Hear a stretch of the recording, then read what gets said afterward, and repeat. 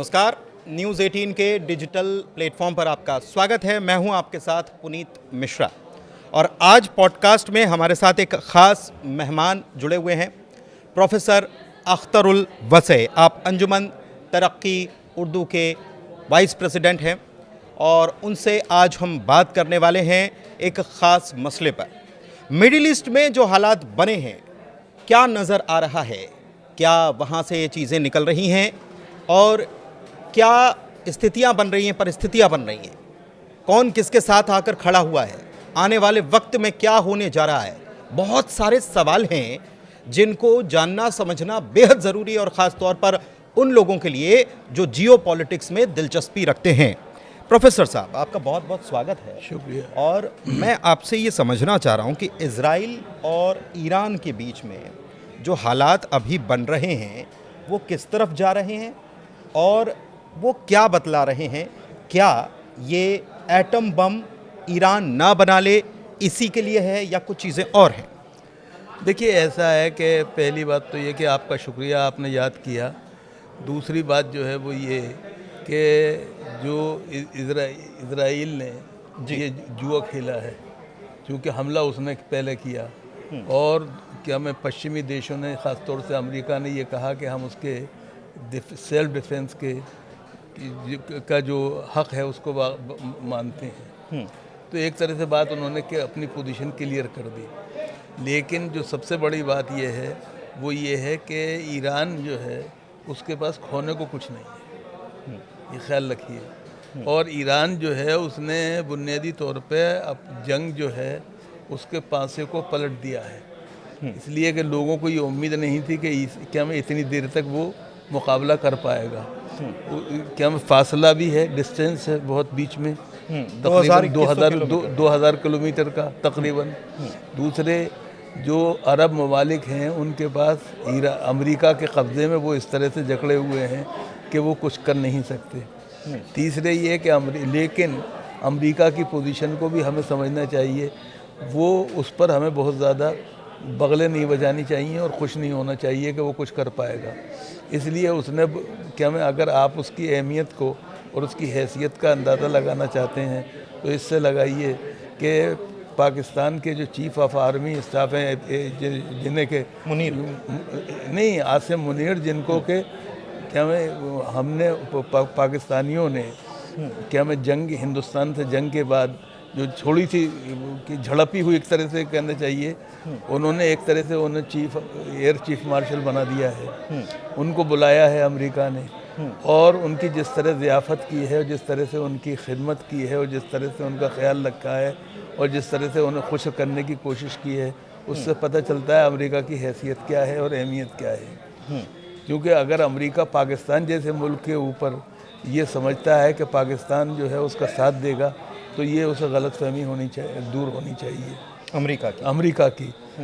इसलिए कि जब शहबाज शरीफ अभी 1 हफ्ते 10 दिन पहले तकरीबन क्या मैं अमेरिका वहाँ गए थे, तुर्की गए थे? नहीं, ईरान गए थे। ईरान गए थे। 3-4 मुल्कों का उनका दौरा था। हाँ, और उसमें उन्होंने क्या मैं बात की थी खामनेई से। तो खामनेई ने मुलाकात में उनसे खुल्ला साफ साफ कहा था कि आपको सिर्फ ज़बानी जमा खर्च नहीं करना चाहिए, इसराइल की खुल्ला मुखालफत करनी चाहिए और ये करना चाहिए। दूसरे ये कि बलूचिस्तान का जो एरिया है वो ईरान से बिल्कुल मिला हुआ है, बल्कि आधा बलूचिस्तान जो है वो ईरान में भी आता है, हिस्सा आता है और वो सुन्नी मुसलमानों का एरिया है, ये भी ख्याल रखना चाहिए। तो जो पाकिस्तानी बलूचिस्तान है वो पाकिस्तान के साथ नहीं है और जो ईरानी बलूचिस्तान है वो पाकिस्तान के साथ उस तरह जाने को तैयार नहीं होगा। इस मौके पर हमें समझना चाहिए। तो ये सूरत हाल जो है इस तरह से हमें समझनी चाहिए। दूसरे ये कि ट्रम्प जो हैं वो नाकाबिल यकीन आदमी हैं, उनके ऊपर यह भरोसा नहीं किया जा सकता। सही बात है। जब वो ईरान के साथ बातचीत कर रहे थे, मैं इसी सवाल पर आ रहा था कि बातचीत चल रही थी ईरान के साथ, छठे दौर की बातचीत होनी थी और शनिवार को होनी थी और गुरुवार को इजराइल ने हमला कर दिया। और ख़बरें दरअसल दिलचस्प इस चीज़ से ये चीज़ें और इसलिए हो जाती हैं क्योंकि ख़बरें आती हैं कि ट्रंप नेतन्याहू को ये समझा रहे हैं कि भाई अभी हम बातचीत कर रहे हैं और तुम हमला मत करना, बातचीत से रास्ता निकालेंगे।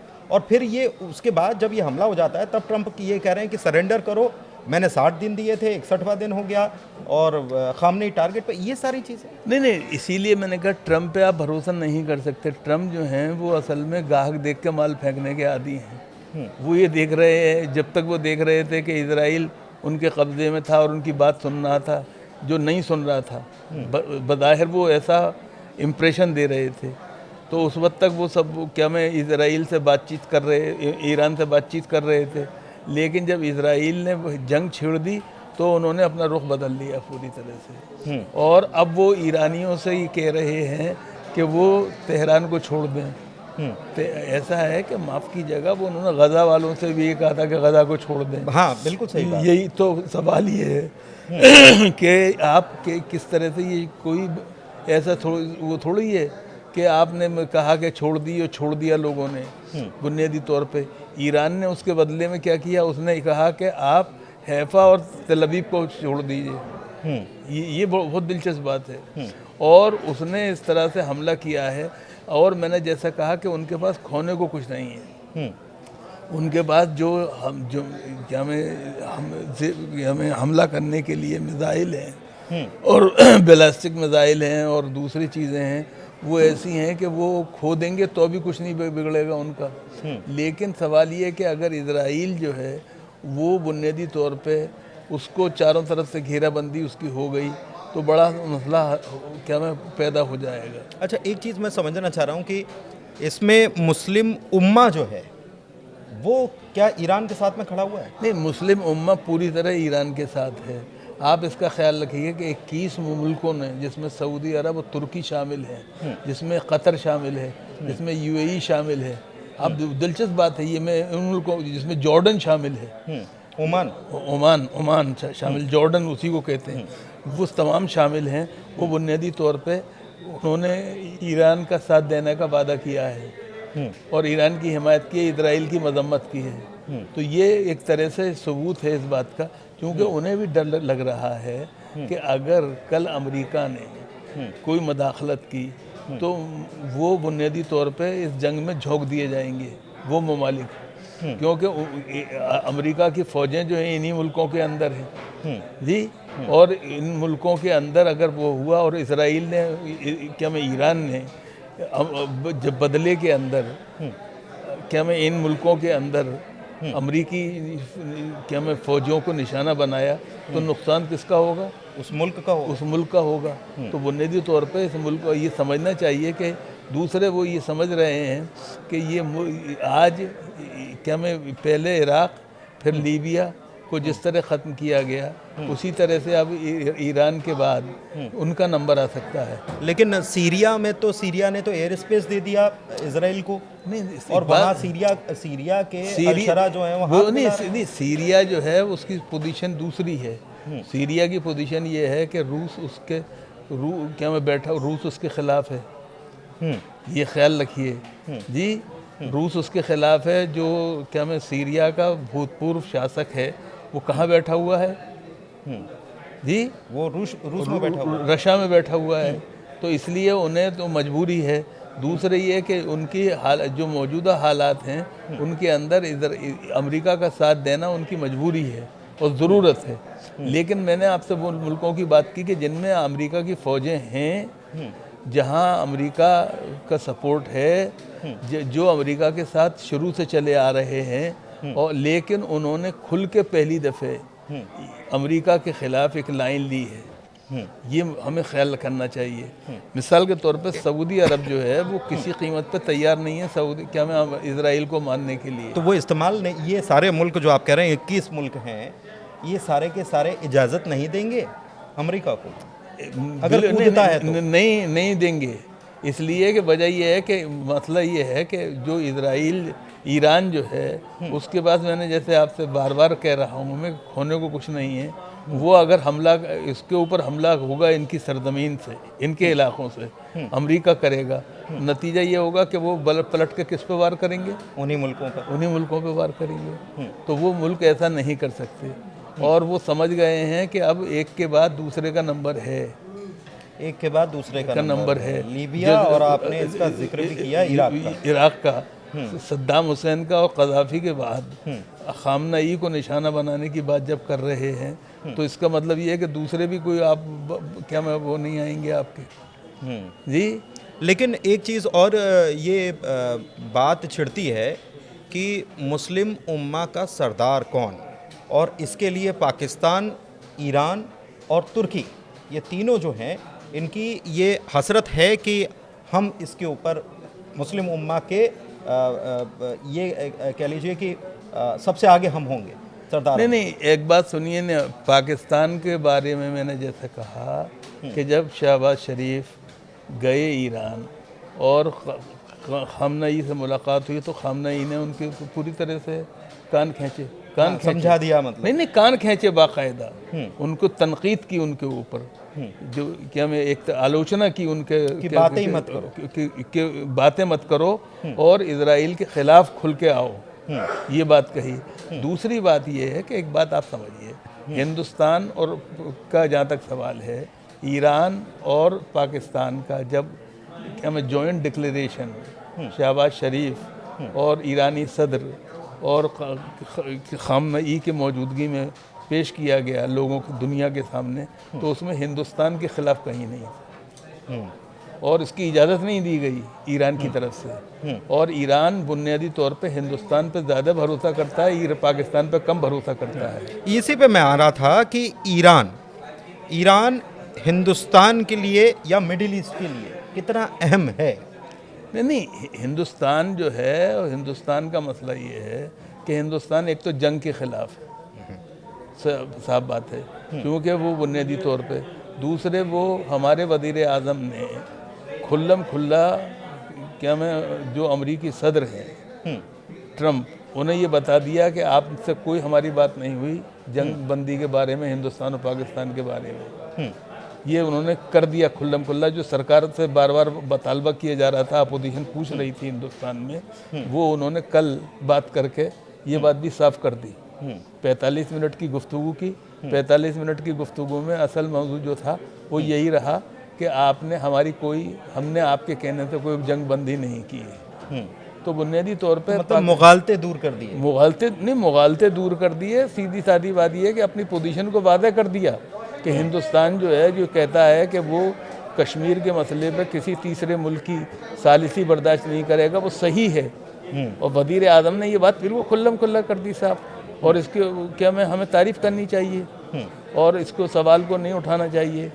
दूसरी बात जो है वो ये कि जो हमें ये नहीं भूलना चाहिए कि हिंदुस्तान के वज़ीर आज़म अकेले ऐसे वज़ीर आज़म हैं जिन्हें के अरब दुनिया के हर मुल्क ने सबसे बड़ा सम्मान जो है वो दिया है, पाकिस्तान को नहीं मिला है, ये ख्याल रखिए। तो हमें ये बात हमें मान के चलनी चाहिए और उसका वो करना चाहिए। पाकिस्तान जो है उसको अपना रवैया बदलना होगा। नहीं, मुनीर आज खबर आई कि मुनीर अमेरिका गए हुए हैं और वो इस बात को कहते नज़र आए हैं कि नोबेल का शांति का नोबेल पुरस्कार जो है वो ट्रंप को मिलना चाहिए। इस मौजूदा दौर में जो चीज़ें चल रही हैं उसमें वो कह रहे हैं कि ट्रंप शांति के नायक हैं। नहीं, ये मजबूरी है पाकिस्तान की कि वो अमेरिका का साथ दे और उस तरह की बातें करे, क्योंकि अमेरिका सूट करता है पाकिस्तान को। पाकिस्तान जो है वो 3 चीज़ों के ऊपर उसकी क्या में सारा दारोमदार है, एक अल्लाह मियाँ, एक आर्मी, एक अमेरिका, 3A ये काम करते हैं। अच्छा, अल्लाह मियाँ जो है वो भर्ती के लिए हैं, मजबूरी में जब आते हैं तो अल्लाह मियाँ का नाम ले दिया जाता है, वरना बेसिकली अमेरिका और आर्मी काम करती है। दुनिया के मुल्कों में आर्मी होती है, आर्मी वाहिद क्या मैं पाकिस्तान की आर्मी वाहिद है जिसके पास एक पूरा देश है। ये आपने एक अहम बात कही। एक चीज़ और मैं आपसे समझना चाह रहा था। मैं जो बात अर्ज कर रहा हूँ वो ये कि पाकिस्तान जो है उसको कि हमें ये मजबूरी है उसकी, आसिम जो हैं आसिम मुनीर की, कि वो अब क्या मैं बात करें ऐसे आदमी के लिए जो दुनिया को एक नहीं दूसरी जंग में तीसरी जंग में डालने के चक्कर में रहता है। और याद रखिए कि जंग जो है वो फ़ायदा सिर्फ अमेरिका को पहुंचाती है, क्योंकि दुनिया में जो क्या में असला बन रहे हैं वो कहाँ बन रहे हैं, सौदागर है, तो वही है। तो हथियारों के सौदागर जो हैं उन्हें अगर वो नहीं दिलाएंगे तो फिर आर्मी का क्या मकसद रहेगा। आर्मी अगर कह रही है तो कोई ताज्जुब की बात मुझे नहीं लग रही है इसके अंदर, आप इसका ख्याल रखिए। हाँ, कह कौन रहा है, कह आर्मी रही है। ये बड़ी बात ये बात शहबाज शरीफ ने नहीं कही है, ये नवाज शरीफ ने नहीं कही है, ये बिलावल भुट्टो ने नहीं कही है, ये बात आसिम मुनीर कह रहे हैं।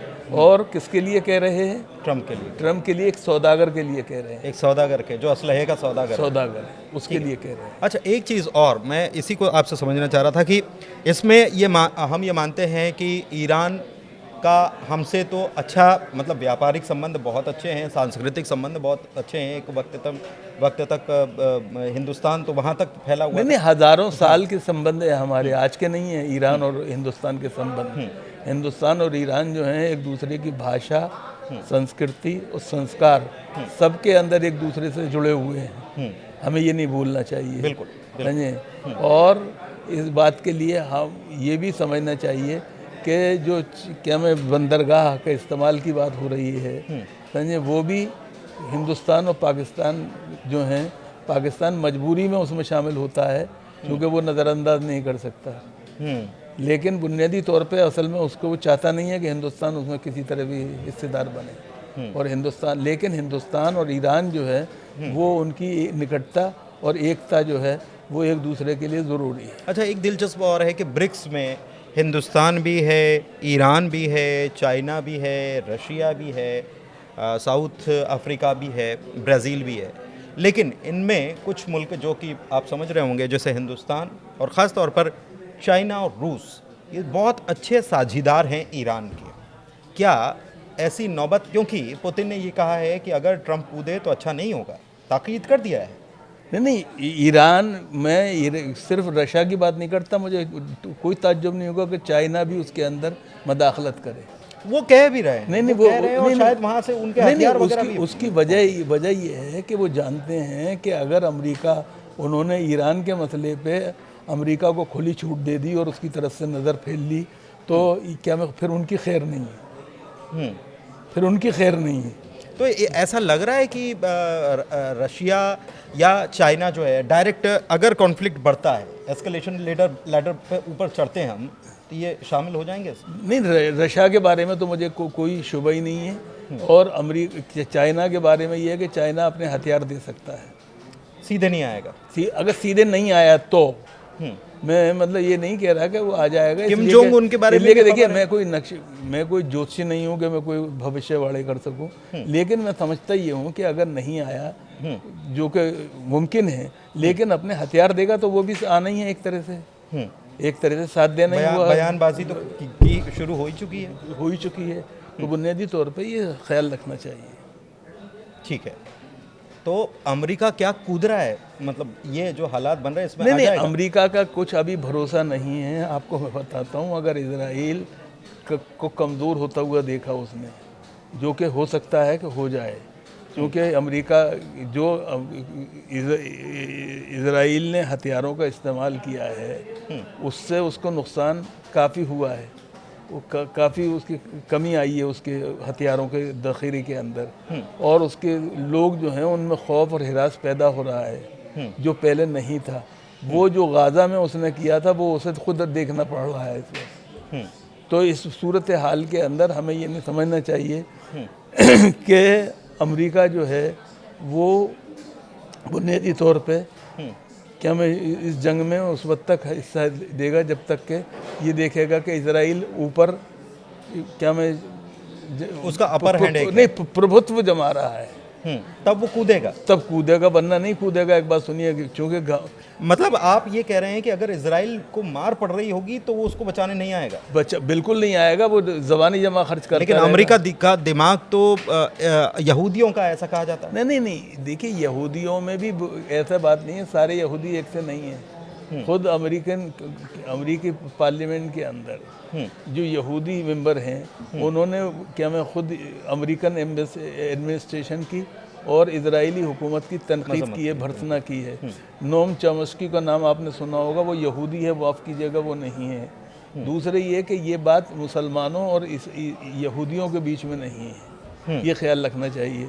इसमें ईसाई भी शामिल है बुनियादी तौर पे, क्योंकि और एडवर्ड सईद कौन थे, हन्नान शहरावी कौन थी जी, लैला खालिद कौन थी, ये जितने बड़े नाम हैं आप देखते हैं, ये सब हैं जो इजराइल के ख़िलाफ़ हैं और जो इजराइल के एक तरह से बराबर भर्त्सना करते रहते हैं, अमेरिका में भी, अमेरिका के बाहर भी। तो इसलिए ये नहीं मानना चाहिए कि इसे मैं ये बिल्कुल मानने को तैयार नहीं। और मैंने फिर कहा, देखिए मैं ये नहीं कह रहा हूँ कि ईरान जीत जाएगा, लेकिन मैं ये मानता हूँ कि ईरान जो है उसके पास खोने को कुछ नहीं है।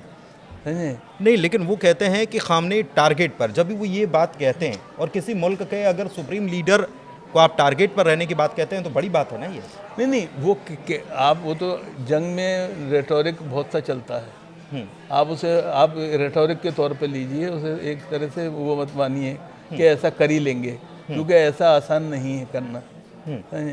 क्योंकि और उसके जवाब में जो कुछ खामनेई ने कहा है वो उस बात को मत भूलिए। उन्होंने कहा कि मेरा जीना मेरा मरना कोई माने नहीं रखता। उन्होंने वही बोला कि खोने के लिए हमारे पास और या तो हम शहीद हो जाएंगे, बस नहीं, शहीद हो जाने के अलावा कोई दूसरा रास्ता ही नहीं है। उन्होंने कहा कि या तो गाजी या शहीद, दोनों हाथों में लड्डू हैं हमारे, दोनों हाथों में लड्डू हैं। या तो हम क्या में जीत गए तो गाजी हैं, और अगर शहीद क्या में मारे गए तो शहीद हैं। एक चीज़ और है, ये तो कह रहे हैं, लेकिन अमेरिका और ख़ास तौर पर इजराइल, नेतन्याहू ये बार बार कहते हैं कि हम वहाँ पर रिजीम चेंज करना चाहते हैं, ऐसा है, सत्ता पलट करना चाहते हैं। ऐसा हो पाएगा क्या ईरान? नहीं, सवाल ये है कि अमेरिका और इजराइल दोनों क्या में मिडिल ईस्ट की तारीख नहीं बदलना चाहते, खाली जोग्राफिया भी बदलना चाहते हैं। ये बात उन्होंने इराक़ में भी की, ये बात उन्होंने सीरिया में भी की, ये बात लीबिया में भी की, अभी सीरिया का आप तस्करा कर ही रहे थे। तो वो बुनियादी तौर पर, लेकिन ये ऐसा मुमकिन नहीं है, क्योंकि ग्रेटर इजराइल का एक बड़ा सा मैप दिखाते हैं वो। नहीं, वो ग्रेटर इजराइल को वो शुरू से दिखाते आए हैं, आज से नहीं। देखिए दुनिया में दो ही मुल्क धर्म के नाम पे वजूद में आए हैं, 47 में पाकिस्तान, 48 में इजराइल। हम वो लोग जो कि सेकुलरिज्म पे यकीन रखते हैं और विश्वास रखते हैं और भरोसा रखते हैं और अमल करते हैं, उनके लिए ये कोई माने नहीं रखते और इनकी कोई हैसियत नहीं।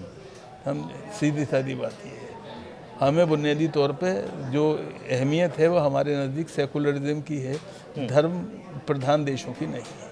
लेकिन वो सत्ता पलट की जब बात करते हैं, और इसमें सबसे दिलचस्प और ख़ास पहलू अगर इस जंग का हम देखें, दिलचस्प बात यह है कि 3 दिन की जंग में ऐसा लग रहा था कि इजराइल हावी हो रहा है ईरान पर, लेकिन चौथे और 5वें दिन ईरान ने जो जवाब दिया है, नहीं आज 6 दिन ही हुए हैं ना। हाँ। 6ठे दिन में ये बात साबित हो गई कि इजराइल कमज़ोर नहीं है, ईरान कमज़ोर नहीं है। वो सॉरी, ईरान कमज़ोर नहीं है, माफ़ कीजिएगा, ईरान कमज़ोर नहीं है और इजराइल को एक तरह से वो पछाड़ने की सूरत में कोशिश है। हाँ। और इजराइल पीछे हट रहा है, हमें ये मानना चाहिए, ये नहीं भूलना चाहिए, और इस गलत फहमी में नहीं रहना चाहिए कि इजराइल जो है वो क्या में उसका प्रभुत्व है। अच्छा, एक चीज़ और मैं आपसे समझना चाह रहा हूँ कि उसकी खुफिया एजेंसी जो मोसाद है, उसका बड़ा काम है। मतलब ऐसे हमला जो किया इजराइल ने, हवाई हमला जो किया, उससे ज़्यादा उसके जो एजेंट्स हैं वो वहाँ पर ईरान में पहले से मौजूद थे, वहाँ ड्रोन तैयार किए और ये सब चीज़ें हुई। तो मोसाद वहाँ पर अभी भी सक्रिय है या वो सत्ता पलट, तख्ता पलट की जो बात होती है? मोसाद जो है वो कोई आज से नहीं है, वो क्या में बादशाह के ज़माने से है, रज़ा शाह के ज़माने से है, क्योंकि उन्होंने और वो नीचे खामोशी से बैठ गए हों, लेकिन अपना उन्होंने वजूद ख़त्म किया हो, ये कभी नहीं मानना चाहिए। ठीक है।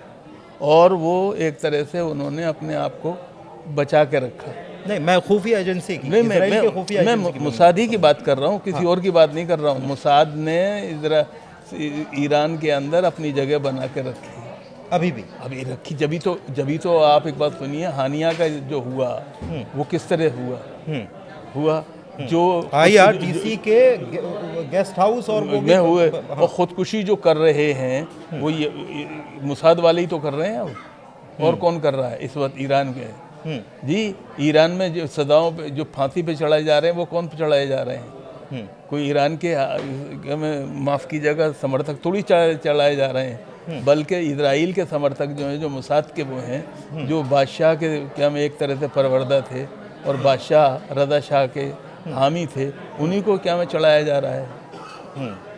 इस बात को नहीं भूलना चाहिए। तो बुनियादी तौर पे इस वक्त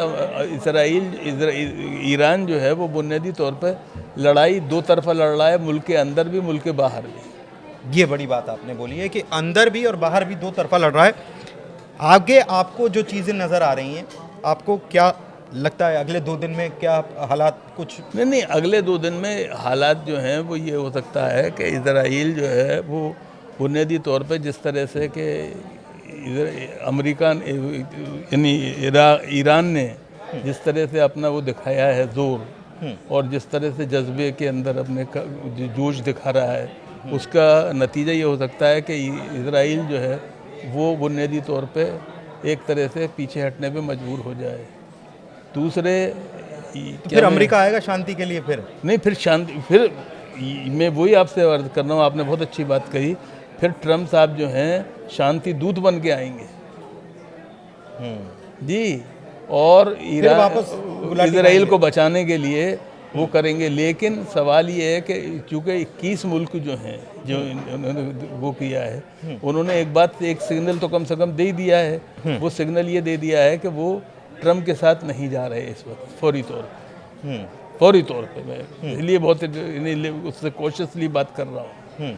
वो ट्रम्प की तरह के साथ नहीं जा रहे हैं, बल्कि ईरान के साथ जा रहे हैं, और उस सिलसिले में और वो किसी तरह से भी इसराइल को मान्यता देने को तैयार नहीं है। ठीक, मैं जॉर्डन जिसके बारे में कि ये कहा जाता है कि वो इजराइल के सबसे करीब है, लेकिन वो बुनियादी तौर पे जिस तरह से उसने इन मुल्कों का साथ दिया है और इस तरह से 21 मुल्कों में साइन करने वालों में शामिल हुआ है, वो गैर मामूली बात है। और दूसरे सऊदी अरब जो है उसका रोल बहुत समझने वाला है, उससे समझना चाहिए। ठीक है, सऊदी अरब का भी रोल समझने वाला है। और देखिए, एक बड़ी बात प्रोफेसर साहब ने क्या कही है कि आने वाले वक्त में ट्रंप साहब एक बार फिर से शांति दूत के किरदार में नज़र आएंगे। किरदार के मायने आप समझिए, किरदार बार बार बदलते रहते हैं, तो एक बार फिर से ट्रंप शांति दूत के किरदार में नज़र आएंगे। और इजराइल, अगर आने वाले दिनों में इजराइल की और बुरी स्थिति होती है तो ट्रंप कहेंगे कि शांति करो, जो उन्होंने बीते दिनों फिर से कहा था कि बिजनेस करो, डील करो, शांति करो, मैं शांति चाहता हूँ। खैर, इस चर्चा को यहीं पर समाप्त करते हैं। हमारे साथ प्रोफेसर अख्तरुल वसी साहब जुड़े हुए थे और हम बात कर रहे थे मिडिल ईस्ट के हालात पर। ये चर्चा आपको कैसी लगी ज़रूर बताइएगा। फिलहाल धन्यवाद, आपने इस चर्चा को देखा। कमेंट के ज़रिए आप बता सकते हैं इस चर्चा के बारे में। हमारे चैनल को लाइक कीजिए, सब्सक्राइब कीजिए। बहुत शुक्रिया।